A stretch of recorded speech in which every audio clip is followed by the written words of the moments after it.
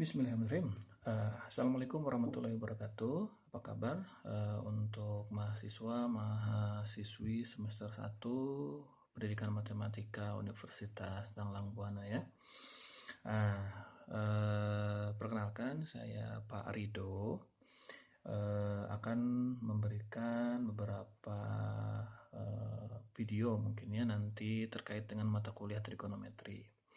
Nah, jadi mata kuliah trigonometri ini adalah mata kuliah yang ada di semester pertama gitu ya, yang ada di semester pertama. Kemudian untuk semester ini diampu oleh Ibu Hajah Eli Retnaningrum, Dr. Anda MPD. Nah, nanti beliau akan menjadi dosen pengampu dan tim teachingnya dengan saya. Nah, jadi nanti beberapa pertemuan kalian akan mendapatkan video mengenai materi yang berkaitan dengan mata kuliah trigonometri gitu ya. Nah, di pertemuan pertama ini kita akan mengkaji dulu materi apa saja yang akan dipelajari selama satu semester ke depan gitu ya. Nah, jadi materi trigonometri ini yang akan dipelajari selama satu semester ke depan itu ada 9 submateri gitu ya. Nah, mudah-mudahan bisa tersampaikan semuanya. Kalaupun tidak, nanti kita akan lihat kondisinya bagaimana dengan pembelajaran daring ini, apakah bisa memenuhi untuk 9 pertemuan ini atau tidak gitu ya. Nah, trigonometri ini beban SKS-nya itu adalah 2 SKS. Kemudian mata kuliah prasyaratnya itu tidak ada karena memang di semester 1 dan mata kuliah trigonometri ini sangat erat kaitannya dengan materi pelajaran di sekolah menengah, baik sekolah menengah atas ataupun sekolah menengah kejuruan gitu ya. Dan sederajat gitu ya, yang madrasah aliyah juga sama. Nah, nanti materi apa saja yang akan dipelajari selama satu semester ke depan. Nah, di sini ada beberapa materi yang sudah saya rangkum gitu ya. Nanti materi-materi apa saja yang akan dipelajari. Yang pertama adalah tentang perbandingan trigonometri. Kemudian tentang nilai trigonometri di sudut istimewa. Kemudian sudut berelasi. Kemudian identitas trigonometri. Kemudian jumlah dan rumus jumlah dan selisih dari dua sudut. Kemudian rumus jumlah dan perkalian trigonometri. Kemudian aturan sinus dan kosinus. Persamaan dan pertidaksamaan trigonometri. Dan yang terakhir adalah grafik fungsi trigonometri. Nah, ini rencana kita yang akan kita lalui selama satu semester ke depan gitu ya. Nah, nanti teknik perkuliahannya seperti apa? Nah, teknik perkuliahannya setiap pertemuan nanti saya akan berikan video yang saya unggah di YouTube. Nanti kalian bisa melihat di YouTube ya. Jadi keunggulannya kalau misalkan saya upload di video, kalian bisa mengulang-ulang gitu ya, mengulang-ulang video tersebut sehingga lebih memahami secara keseluruhan gitu ya. Nah, kemudian kalaupun nanti ada beberapa pertanyaan yang atau beberapa materi yang kurang paham di pertengahan perkuliahan, kita nanti sewaktu-waktu akan membuka Zoom gitu ya. Dari saya dan juga Bu Elis saya bersamaan nanti kita bisa berdiskusi bagaimana materi-materi yang terdapat kesulitan di kalian dalam mempelajarinya gitu ya. Nah, ini nanti 9 sub materi yang akan dipelajari selama satu semester ke depan. Oke, kemudian selanjutnya adalah kontrak perkuliahan. Nah, jadi kontrak perkuliahan ini itu ada beberapa sub bagian. Itu yang pertama adalah pertemuan perkuliahan. Jadi pertemuan perkuliahan ini untuk pertemuannya sendiri sebetulnya total keseluruhannya ada 16 kali pertemuan. Tetapi untuk pertemuan perkuliahannya itu hanya ada 14 kali pertemuan. Itu aja ada 14 kali pertemuan. Yang dua lagi apa? Yang dua lagi adalah UTS 1 kali pertemuan dan UAS 1 kali pertemuan. Nah, nanti UTS dengan UASnya pun sama. Kita akan laksanakan secara daring. Nah, bagaimana teknisnya nanti saya akan kabari ke depan gitu ya. Pada saat menjelang UTS dan menjelang UAS gitu ya. Nah, untuk kehadiran kalau secara aturan akademik itu minimal dari 14 kali pertemuan ini adalah 80% hadir.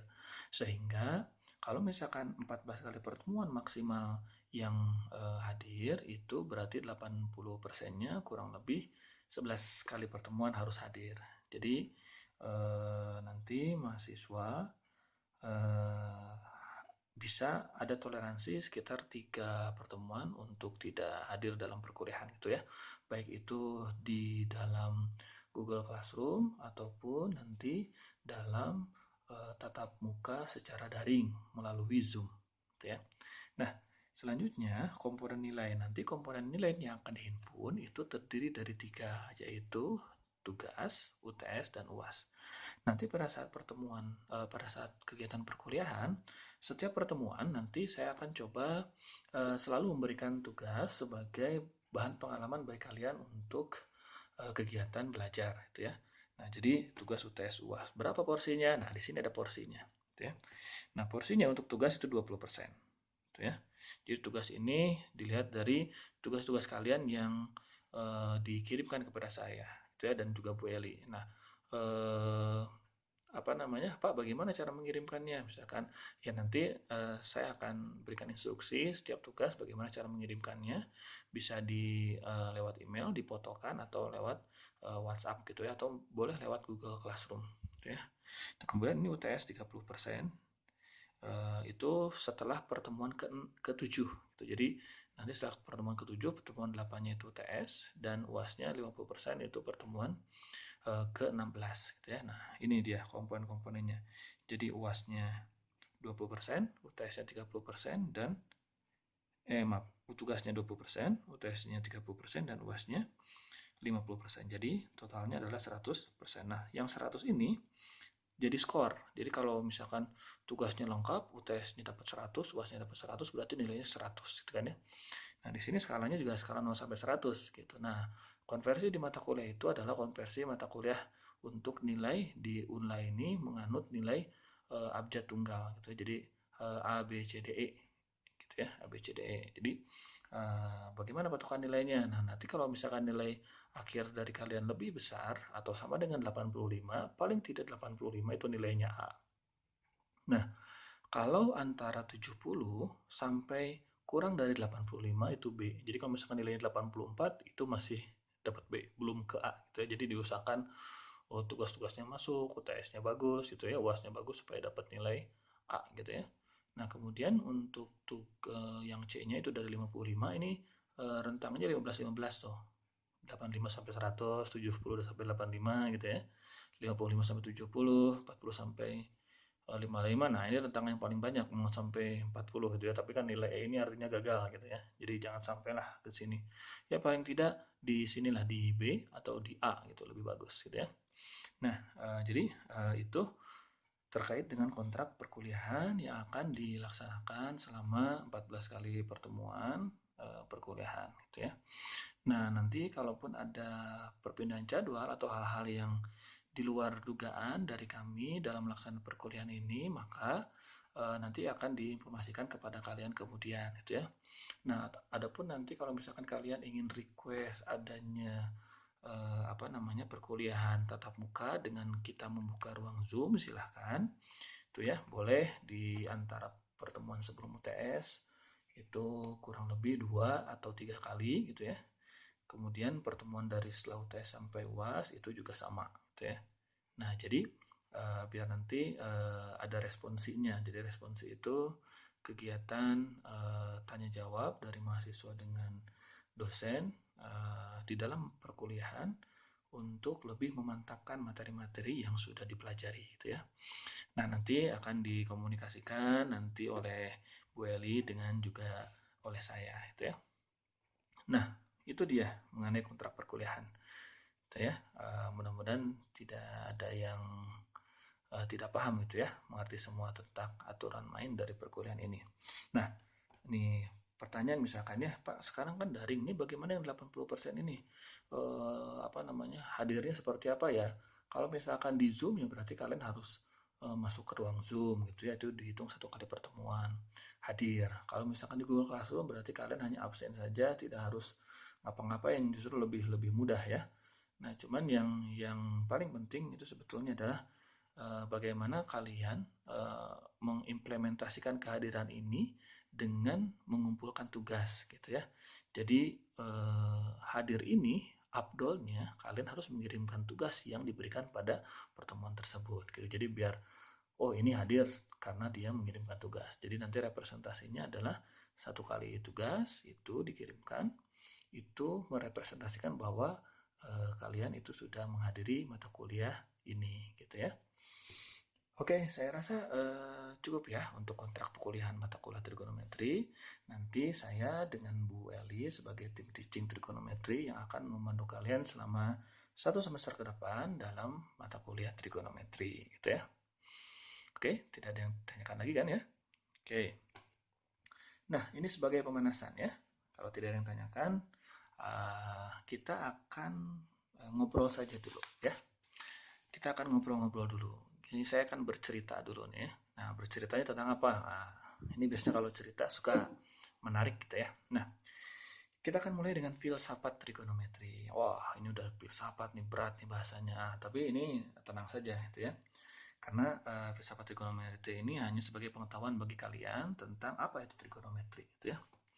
Nah, trigonometri ini itu berawal dari kata Yunani gitu ya.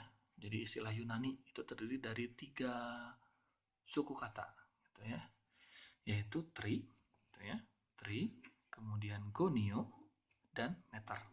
Meter atau metri. Nah, trigonometri ini masing-masing suku katanya memiliki arti gitu ya. Nah, kalau tri itu kan kita sudah tahu ya, tri itu 3. Kemudian gonio itu adalah ukuran gitu ya. Maaf, kebalik ini. Nah, gonio itu adalah bumi, meter itu adalah ukuran. Nah, jadi bagaimana cara menyimpulkannya? Cara menyimpulkannya, trigonometri berarti 3 bumi ukuran. Oh, kok bisa begitu ya? Nah, tetapi setelah disimpulkan, ternyata trigonometri ini adalah ilmu ukur segitiga. Nah, jadi trigonometri itu selalu berhubungan dengan segitiga, gitu ya. Jadi kalian nanti kalau misalkan menemukan dengan segitiga, ini kan sudah dipelajari di SMA ya. Itu segitiga itu pasti erat kaitannya dengan trigonometri, apalagi berkaitan dengan sudut, gitu ya.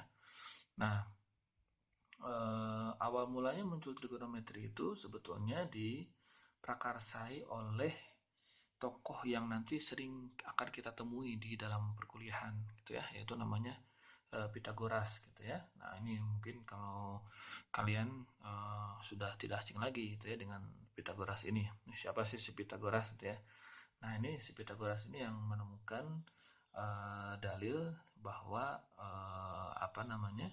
Jumlah kuadrat dari sisi miring segitiga siku-siku itu sama dengan jumlah kuadrat dari sisi tegak yang lainnya gitu ya. Nah, itu berlaku untuk semua segitiga siku-siku yang ada di bidang Euclid gitu ya. Nah, sebetulnya ini saya akan berbicara panjang sebetulnya ya dari sejarahnya dulu gitu ya, tentang kenapa muncul ada geometri Euclid gitu ya, ada non Euclid gitu ya. Nah, nanti trigonometri ini ruang lingkupnya kita akan mempelajari di geometri Euclid gitu ya. Nah, tetapi ini dasarnya saja sebagai sekalian pengetahuan tentang trigonometri. Nanti untuk lebih dalamnya lagi, kalian bisa banyaklah informasi yang kalian bisa dapatkan di internet ya, di buku atau di yang lain-lainnya. Nah, oke, sekali lagi untuk mata kuliah ini buku yang digunakan sebetulnya tidak ada patokannya gitu ya. Jadi kalian bisa mengambil referensi dari manapun karena sama saja gitu ya. Hanya ruang lingkup materinya adalah itu gitu ya. Nah, nanti untuk materinya, nanti materi yang diberikan itu sesuai dengan urutan yang tadi saya sudah berikan, dan juga soal-soal latihannya insya Allah nanti akan diberikan setiap setelah kali pertemuan gitu ya. Nah, oke ya. Jadi sudah ya tentang filsafat trigonometri. Jadi tahu si trigonometri itu asal katanya dari mana, kemudian artinya apa gitu ya. Nah, ini adalah filsafat trigonometri. Nah, sekarang, tadi baru disebutkan gitu ya si orang ini gitu ya. Nah, sekarang kita akan masuk ke pemanasan dulu nih ya, pertemuan pertama. Perbandingan trigonometri. Nah, Si perbandingan trigonometri ini adalah perbandingan, seperti kita ketahui bahwa trigonometri itu adalah ukuran atau ilmu yang mengukur tentang segitiga. Nah, segitiga yang terkhusus yang kita pelajari di awal itu adalah segitiga siku-siku, walaupun nanti kedepannya kita akan mengeksplor macam-macam segitiga yang akan kita jadikan materi di trigonometri tadi, gitu ya. Nah, kita lihat ke sini. Saya punya segitiga, gitu ya. Nah, segitiga ini adalah segitiga siku-siku dan siku-sikunya di C. Jadi saya punya segitiganya adalah segitiga A, B, C, gitu ya. Nah, segitiga A, B, C ini siku-siku di C. Cara penamaannya biasanya kalau misalkan untuk dalam segitiga ada sisi, gitu ya. Sisi itu dinamai dengan abjad juga. Abjadnya adalah huruf kecil dari titik sudut yang ada di depan sisi tersebut, gitu kan ya. Jadi misalkan kalau misalkan di sini sudut A, maka di depan sini adalah A kecil. Kalau di sini sudut B, maka di sini adalah B kecil. Kalau di sini sudut C, maka di sini adalah C kecil. Nah, tetapi di dalam segitiga siku-siku itu juga ada ciri khusus, gitu ya. Nah, ciri khususnya apa? Nah, ini yang pertama ciri khususnya. Nah, jadi ini ada selalu sisi miring namanya tuh ya. Sisi miring itu adalah sisi yang berada di hadapan sudut siku-siku. Itu ya, ini namanya sisi miring atau nama istilah matematisnya adalah hipotenusa. Nah, jadi hipotenusa ini adalah sisi miring dari segitiga siku-siku. Nah, sisi tegak yang lainnya itu tidak dinamakan istilah khusus, yang jelas ya. Dia yang sisi yang saling tegak itu namanya sisi tegak, gitu ya. Nah, sekarang acuannya dari segitiga siku-siku ini yang nanti kita akan pelajari adalah terkait dengan materi-materi yang berkaitan dengan trigonometri, gitu ya. Nah, sebelum kita masuk ke dalam trigonometri, perbandingan trigonometrinya, kita akan bahas dulu segitiganya. Nah, kita sepakati seperti ini ya, dan memang ini adalah aturan internasional bagaimana menamai suatu objek geometri, gitu ya. Nah, tetapi di sisi lain selain dari itu kita juga harus memberikan nama untuk setiap sudut, gitu ya. Nah, kalau nama sudut ini sebetulnya biasanya dinamai dengan huruf abjad Yunani kuno, itu ya, alfa, beta, gitu ya, gamma, gitu ya, delta, gitu ya. Nah, itu adalah nama-nama dari atau huruf-huruf yang dijadikan huruf pada Yunani di Yunani kuno, gitu ya. Nah, biasanya kalau misalkan di dalam trigonometri selalu ada alfa, ada beta, ada gamma, gitu ya. Nanti akan menemukan gamma, gitu ya. Biasanya yang sudut C ini di apa namanya, diberi nama sudut gamma, gitu ya. Nah, ini yang awal kita akan pelajari tentang Theorem of Pythagoras. Jadi teorema Pythagoras. Nah, teorema Pythagoras ini seperti yang tadi saya sudah singgung di filsafat trigonometri, itu adalah teorema atau dalil yang menyebutkan bahwa kuadrat dari sisi miring, itu ini sisi miring ya, karena di depan sudut siku-siku, kuadrat dari sisi miring ini adalah jumlah dari kuadrat sisi tegaknya, gitu ya. Jadi itu adalah definisinya, definisi dari teorema. Teorema dari Pythagoras, gitu ya. Teorema yang dipelajari ini sebetulnya kalian sudah pahami di waktu kalian di sekolah menengah atas ya. Juga kalian juga sudah mengenal tentang triple Pythagoras, gitu ya, yang 3, 4, 5 gitu, 5, 12, 13 gitu ya. Kemudian 5, 12, 13 ya, betul. Kemudian 7, 2, 4, 2, 5, 8, 15, 17. Nah, itu akan sering muncul juga nanti ketika kita mempelajari trigonometri ini. Nah, teorema Pythagoras ini tadi berbicara tentang itu ya. Jadi dalam perbandingannya itu hanya yang ini saja sebetulnya yang menjadi intinya itu C kuadrat. Nah, kita lihat ke sini ya, C kuadrat itu sama dengan A kuadrat tambah B kuadrat. Nah, hasil turunannya dari sini jadi banyak tuh, jadi 6 biji, gitu ya. Nah, yang kedua di sini kalau kita mencari A kuadrat itu sama dengan C kuadrat dikurangi dengan B kuadrat. Nah, kalau kita ingin mencari B kuadrat berarti sisi miring kuadrat dikurangi dengan sisi tegak dari yang satunya lagi kuadrat. Nah, itu dia tentang teorema Pythagoras. Nah, sehingga kalau misalkan kita ingin mencari hanya C atau A dengan B, berarti yang ini tinggal diakarkan, gitu ya. Nah, itu. Nah, sekarang bagaimana? Misalkan contohnya seperti ini. Saya punya segitiga siku-siku. Nah, itu ya. Nah, ini segitiga siku-siku di sini. Saya beri nama segitiganya di sini adalah segitiga PQR, gitu ya. Nah, PQR berarti kan di sini panjangnya di sini panjang P, kan ya. Di sini panjang Q, di sini maaf, di sini panjang R, yang di sini Q-nya. Ya. Nah, sekarang PQR ini yang diketahui adalah sisi dari R. Misalkan R-nya adalah panjangnya 3, kemudian Q-nya adalah 4. Nah, yang ditanyakan sekarang berapa panjang P, gitu ya. Nah, berapa panjang P? Nah, panjang P berarti kita tinggal menggunakan teorem Pythagoras ini, gitu ya. Nah, bagaimana cara mencarinya?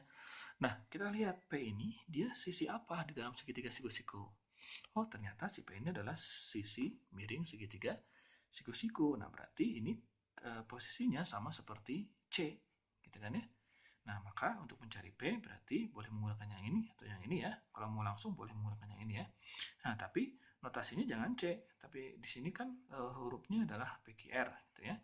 Jadi PQR ini berarti kita tinggal namai saja. Berarti kalau ingin mencari P berarti sama dengan akar kuadrat dari Q kuadrat ditambah dengan R kuadrat. Sehingga kalau kita punya Q-nya itu sama dengan 4, berarti di sini P-nya sama dengan 4 kuadrat ditambah R-nya kan 3 kuadrat. Jadi di sini hasilnya adalah 16 ditambah 9 itu sama dengan berapa? 25 ya, atau sama dengan 5. Nah, ini adalah contoh yang pertama untuk mencari nilai trigonometri, gitu ya. Nah, selanjutnya misalkan saya punya segitiga lagi yang kedua. Nah, ini siku-sikunya di sini. Saya beri nama KLM, gitu kan ya. Nah, kemudian di sini panjangnya 25, di sini panjangnya 7, gitu ya. Nah, sekarang bagaimana cara mencarinya? Cara mencarinya sama juga. Nah, kita tinggal melihat gitu kan posisi dari segitiga siku-siku ini. Pokoknya kita lihat saja segitiga siku-sikunya di mana, siku-sikunya di mana, berarti sisi di depan sudut siku-siku itu adalah sisi miring, sisanya sisi tegak, gitu ya. Nah, sehingga kalau misalkan kita ingin mencari nilai trigonometri, nilai dari KL atau panjang dari KL, berarti kita boleh memberikan nama dari panjang sisi ini atau boleh menggunakan notasi garis, segmen garis KL, gitu ya. Nah, kalau misalkan ingin menggunakan huruf sama seperti ini, berarti kita tinggal namai, oh yang ini L kecil, gitu kan ya. Yang ini adalah K kecil, gitu ya. K kecil berarti yang ini M kecil. Berarti yang dicari adalah M kecil, gitu kan ya. Nah, berarti M kecil ini kan sisi tegak, ya kan? Karena bukan sisi yang di depan sudut siku. Maka di sini akarnya adalah sisi miring dikurangi sisi tegak yang lainnya. Sisi miringnya kan L, tuh. Jadi di sini L kuadrat dikurangi dengan K kuadrat. Nah, kita sudah punya L-nya berapa? 25 kuadrat dikurangi 7 kuadrat. Nah, hitung nih berapa? 25 dikuadratkan. Nah, berapa? 625 dikurangi 49. Jadi berapa nih hasilnya? Berapa? 576. Berapa nih akar 576? Nah, itu sama dengan 24. Nah, maka yang di sini kita punya 24 ya. Nah, untuk yang ini juga kita berlaku aturan kesebangunan gitu kan ya. Kalau misalkan kita menemukan juga nih ada segitiga di sini ya. Nah, itu ya, segitiga juga sama. Misalkan di sini segitiga ABC. ABC gitu ya, kayak kurang ke atas ABC, siku-sikunya di B. Gitu ya. Nah, sekarang kita ingin mencari ternyata panjang AB-nya itu sama dengan 6, kan ya. Panjang BC-nya sama dengan 8. Nah, sementara kita cari panjang AC-nya berapa. Nah, dulu waktu kalian sekolah menengah, kalian mempelajari tentang teorema Pythagoras gitu ya. Nah, ada berapa coba teorema Pythagoras? Yang biasanya dipelajari itu ada 4 ya. Yaitu 3, 4, 5, kan ya. Terus kemudian ada 5, 12, 13, kemudian 7, 24, 25. Oke, kemudian satu lagi berapa? 8, 15, 17. Nah, ini berkutat di seputar ini saja. Gitu. Jadi di sekitaran itu yang nanti kita akan pelajari. Nah, tetapi kalau misalkan kita punya kelipatannya dari teorema Pythagoras ini, berarti kita bisa menggunakan konsep kesebangunan dari dua segitiga, bahwa perbandingan dari dua segitiga ini sama. Artinya kalau misalkan kita tahu bahwa ini segitiganya segitiga siku-siku dan dia adalah perbandingan dari sini, maka kita tinggal membuat pengalinya dari hasil perbandingan tadi. Nah, kita kan punya ini 68 gitu kan ya. Sementara kita tahu bahwa ada triple Pythagoras 34, yaitu 68 ini 2 kalinya dari 34. Maka sisi miringnya ini harus 2 kalinya dari 5, sehingga kita punya sisi miringnya adalah 10 gitu ya. Nah, ini yang nanti akan terus dilatih gitu ya pada saat kalian mengerjakan soal-soal yang berkaitan dengan trigonometri gitu ya. Nah, si Pythagoras. Nah, sekarang kita akan masuk ke perbandingan trigonometri dalam segitiga siku-siku. Nah, ini belum muncul si trigonometrinya ya, yang kalian kenal dengan sin cos gitu ya. Apa itu sin cos? Nah, di sini kita akan mulai mendefinisikan definisi dari segitiga siku-siku untuk perbandingan trigonometrinya. Nah, di sini saya sudah mempunyai segitiga siku-siku dengan siku-sikunya di C ya. Nah, siku-siku di C ini berarti kita tahu bahwa panjang sisinya gitu ya. Nah, panjang sisinya berarti yang ini panjang sisinya adalah B, yang ini panjang sisinya A, dan yang ini adalah C gitu ya. Nah, sudut di titik A itu kita namakan alfa, sudut di titik B kita namakan beta. Nah, dua sudut saja dulu yang kita beri nama, karena yang sudut C ini adalah sudut siku-siku ya. Itu nanti tidak usah dinamai beta gitu ya, biar nanti tidak bingung. Nah, sekarang komponen-komponen ini yang kita punya, kita akan mendefinisikan perbandingan trigonometri gitu ya. Nah, sekarang yang akan kita definisikan perbandingan trigonometri untuk sudut A gitu ya. Jadi, perbandingan trigonometri itu akan terdefinisi kalau dia diikuti oleh sudut. Jadi kalau misalkan ditanya berapa nilai sinus, ya kita nggak akan tahu kalau tidak ada sudutnya. Kalau misalnya ditanya berapa sinus 30, ya kita tahu nilai dari sinus 30 itu sebenarnya setengah misalkan. Gitu ya. Nah, jadi untuk nilai trigonometri ini tidak bisa kita definisikan kalau dia tidak dibarengi oleh sudut. Sehingga kalau kita mempunyai sudut alfa, gitu ya, kita hanya punya definisi dari nilai trigonometrinya ya. Nah, jadi kalau sinus sudut ini hanya berlaku untuk segitiga siku-siku ya. Sinus sudut itu adalah perbandingan dari sisi depan sudut, gitu ya. Kita definisikan dulu sebelum ke segitiga ini ya. Dibagi dengan sisi miring segitiga.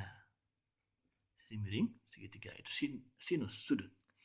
Kemudian ada kosinus sudut, itu perbandingan dari sisi samping sudut, itu kan ya, dibagi dengan sisi miring segitiga.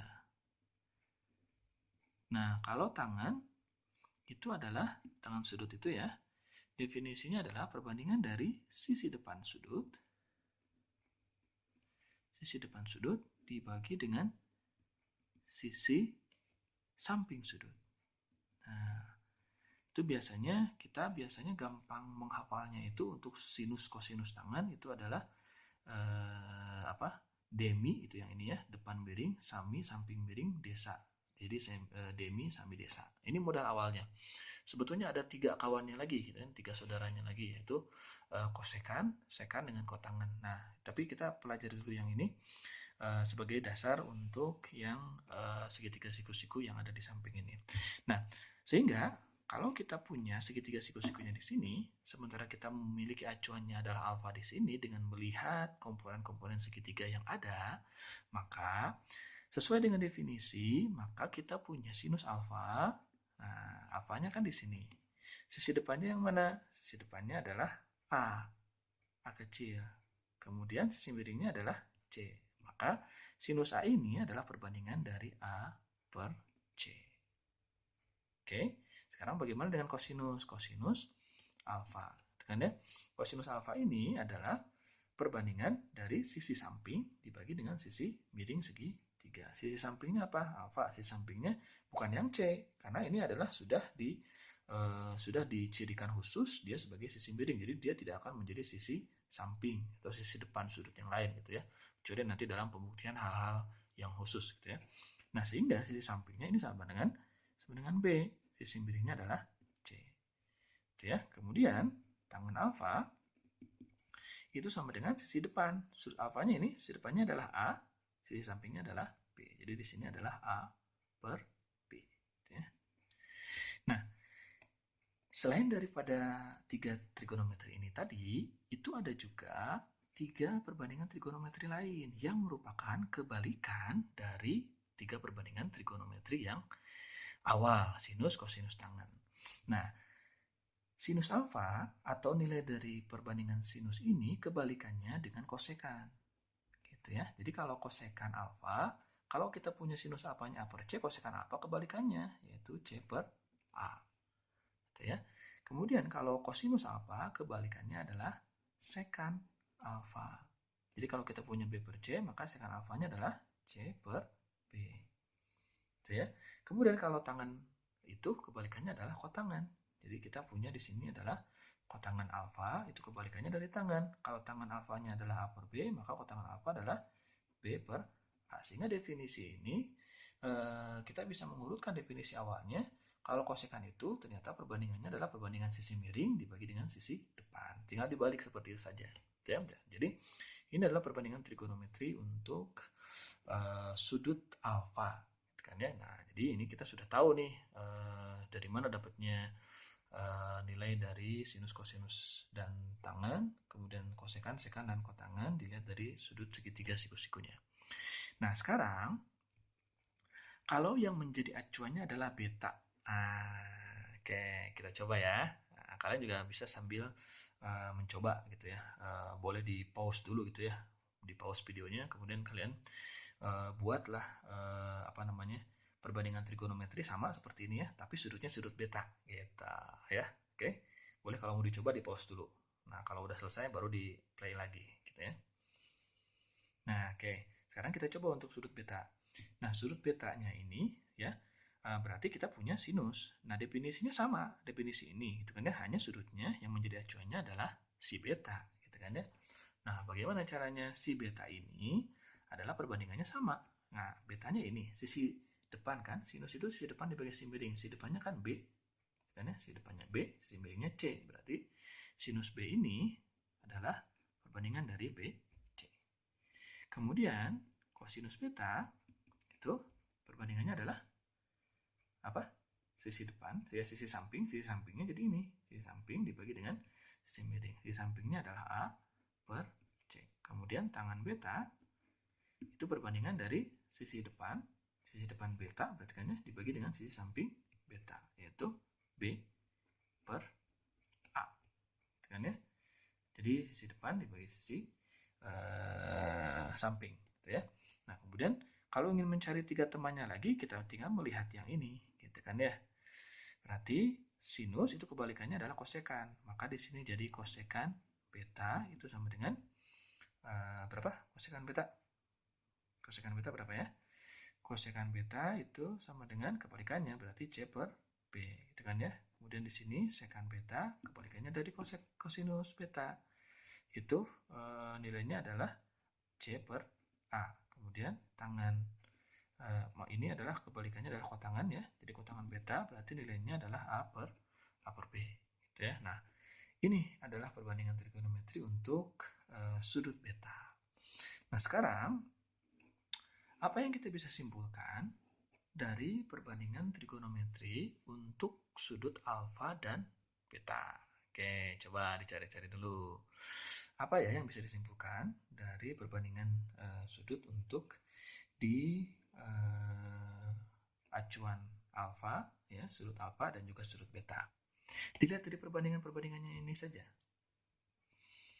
Oke, apa coba yang bisa disimpulkan? Oh, coba lihat nih sinus alfa. Sinus di sudut alfa. Ini kalau di beta dia sama dengan apa? Sama dengan kosinus beta. Betul nggak? Jadi kesimpulan yang pertama kita bisa ambil bahwa sinus alfa nilainya sama dengan kosinus beta loh. Berlaku nggak kalau untuk beta dengan alfa? Itu kan ya, kalau di sininya alfanya kosinus, kemudian betanya sinus, sama nggak? Oh, ternyata sama juga tuh, B per C. Kesimpulan yang kedua, berarti kita bisa ambil kesimpulan bahwa sinus atau kosinus dulu ya, kosinus alfa itu sama dengan sinus gitu ya. Kemudian yang ketiga apa? Ini yang ketiga adalah tangan alfa di sudut betanya sama dengan kotangan beta, gitu ya. Jadi di sini tangan alfa itu sama dengan kotangan beta.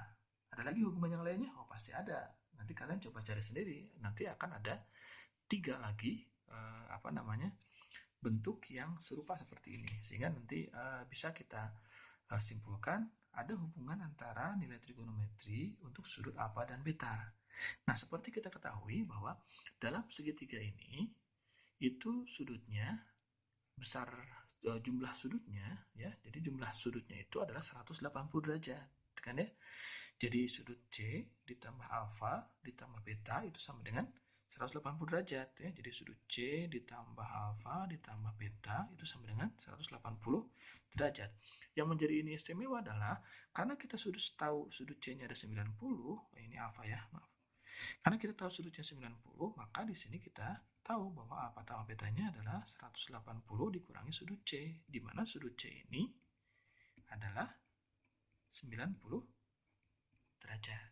Kan ya? Maka di sini kita punya alfa tambah betanya adalah 90 derajat. Nah, jadi ini adalah yang menjadi istimewanya adalah ada hubungan ini, berarti ada ketentuannya, yaitu alfa ditambah betanya harus sama dengan 90 derajat. Sehingga kita bisa menyimpulkan dari sudut-sudut trigonometri tersebut. Ya, nah, seperti apa cara penggunaan dari perbandingan trigonometri untuk segitiga siku-siku ini, misalkan ya. Nah, ini misalkan saya punya contoh, misalkan ya, ada segitiga siku-siku, gitu kan ya. Nah, di sini saya beri nama segitiganya adalah DEF, gitu kan ya. DEF ini panjangnya 9, ini 15, gitu ya. Oke, misalkan di sini saya berikan alfa. Nah, misalkan yang dicari adalah tentukanlah nilai dari sinus alfa, kosinus alfa, dan tangan alfa. Kan ya, berapa nilainya dari segitiga ini. Nah, berarti ya tinggal kita lihat acuannya seperti tadi. Acuannya kalau misalkan dia segitiganya segitiga siku-siku, berarti di sini hipotenusanya, ini sisi tegak, ini sisi tegak yang lain. Sekarang kalau misalkan alfanya di sini, kan perbandingan dari sinus itu adalah sisi depan dibagi sisi miringnya. Sisi depannya kan 9, kan ya. Jadi di sini 9, sisi miringnya adalah yang ini kan, karena di depan sudut siku-siku, berarti di sini 9/15. Nah, ini bisa langsung dicari. Nah, tapi kalau misalkan untuk mencari kosinus, nah kita coba kosinus kan definisinya adalah sisi samping dibagi sisi miring. Nah, sisi sampingnya kan ini belum diketahui. Nah, berarti kita harus menggunakan teorem Pythagoras untuk mencarinya. Tapi tidak harus kita mengkotret menggunakan teorem Pythagoras. Kita lihat dulu komponennya.